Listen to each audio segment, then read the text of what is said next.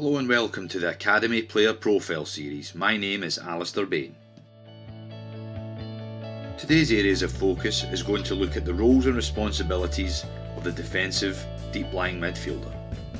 So in any deep-lying midfield role, first and foremost we have to be switched on defensively. That requires making key tackles to break up play, but also to protect the space in front of our two centre backs at all times. Here we'll see if that's not done properly, the opening that's created by this central space can be extremely problematic. Here we'll see Granit Xhaka giving up possession. He goes to aimlessly press forward, which now creates that huge hole in front of the back line, and now Stoke are able to penetrate Arsenal's back line by moving forward, which ends up with a goal.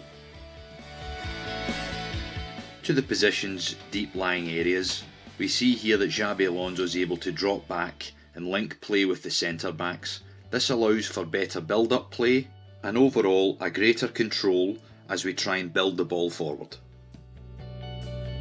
Further benefit of the deep line positioning is the ability to play between the lines. Here we'll see the holding midfielder's ability to split the opposition's midfield and finding strikers. Final quality required of that of a deep line midfielder is the ability to play longer passes that penetrate the opposition's back line. To finish today's episode, let's hear a short interview with Xabi Alonso.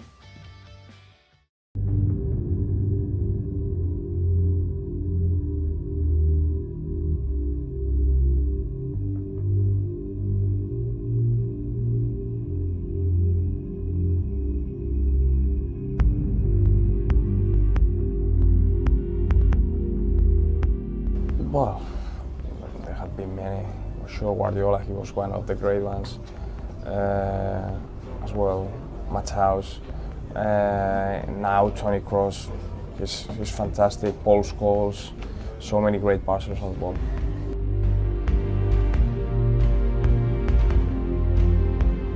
Well, since I started playing, probably because of my qualities, because of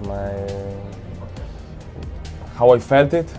My game wasn't about dribbling, or wasn't about getting the ball and scoring many goals. It was around being in the middle. It was about being a solution for my teammates, taking the ball from one side to the other side, short passes, long passes. That's been my game.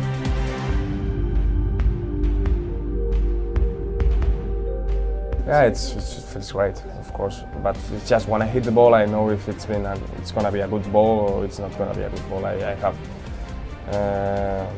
for me, it's been so normal, that feeling that I notice it from the first millisecond.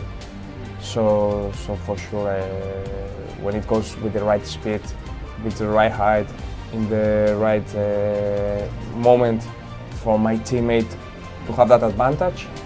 That's when I enjoy it.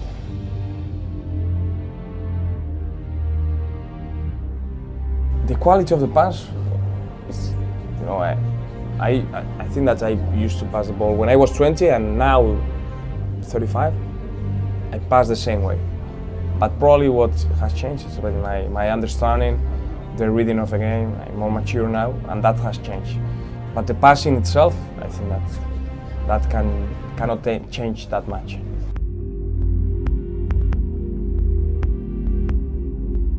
For sure, it's absolutely crucial for me to know to whom I am passing, because some players they want the pass on the feet, the other ones they want to the space.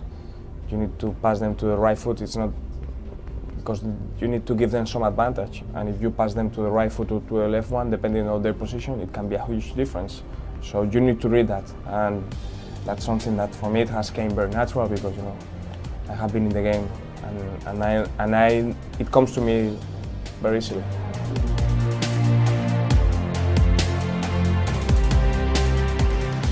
Wow, it's about trying to anticipate what's going to happen or what you have to do a little bit earlier to give you some time, because if you start to think once you get the ball on your feet, probably it's too late. So I think that you need to know your space. Sometimes You don't have to run that much, you have to run less, but to run better.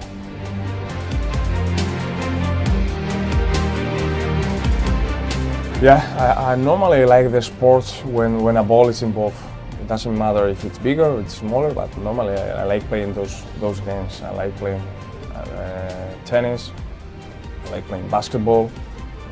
Not my golf is not so good, but I want to learn.